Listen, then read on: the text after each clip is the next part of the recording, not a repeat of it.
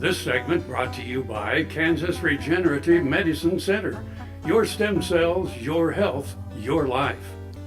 The U.S. declared war on the Central Powers, Germany, Austria, Hungary, Bulgaria, Turkey, in April 1917. Within a year and a half, 3 million Americans were under arms and 1 million saw duty overseas.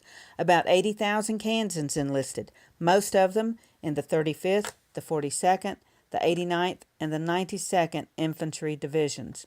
Camp Funston at Fort Riley served as a major training center for World War I troops. Many soldiers from the Midwest and West were sent to Funston to train in modern war tactics. A career Army officer with a distinguished record of service, Major General Leonard Wood, took command of the training center at Camp Funston in 1917. Most American troops arrived in France in the spring of 1918. The first major action came in the bloody Meuse-Argonne campaign, which broke the German resistance. The 89th, or Middle West Division, was composed of troops from Kansas, Missouri, and Colorado.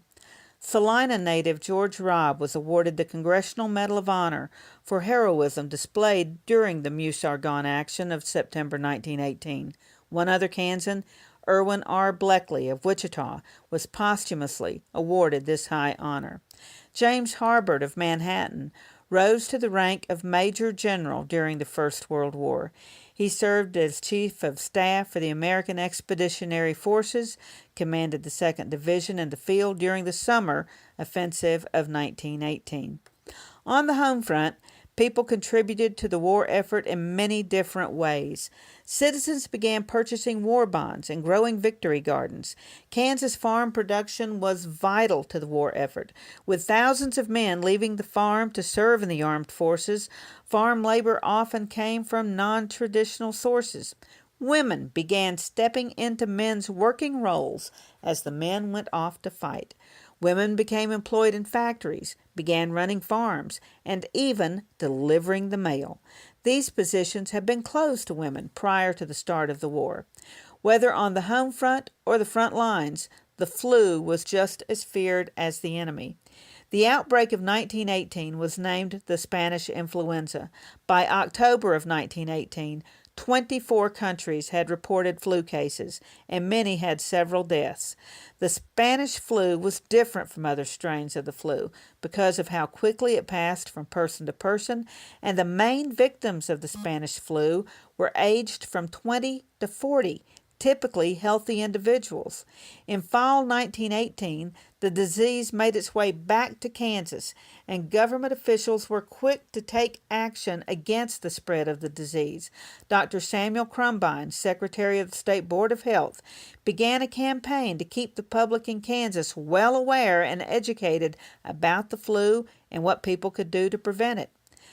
Despite these measures, there were hundreds of deaths reported in Kansas, and eventually health officers were forced to close individual cities. By closing schools, public gatherings, theaters, church services, and limiting the number of people in a store at a time, the government officials in Kansas hoped to limit the outbreak and prevent more people from becoming sick. It is estimated that the disease killed between 16 and 30 million people worldwide, with nearly 700,000 deaths in the United States alone.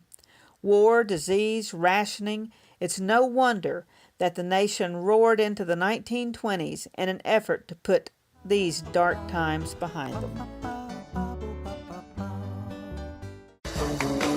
With nearly 100 years of broadcasting excellence, Ren Radio is now live on the internet playing hit songs of the 50s, 60s, and 70s. Join Jack Diamond, Mac Collins, Les Glenn, Frankie C., Antonio Barber, Wings Callahan, and the real Don Steele for some of the best music ever recorded. Hear it at rendigitalmedia.com or get the Ren Oldies Radio app in Play Store or App Store and tell Alexa, good times and great oldies on Ren Internet Radio.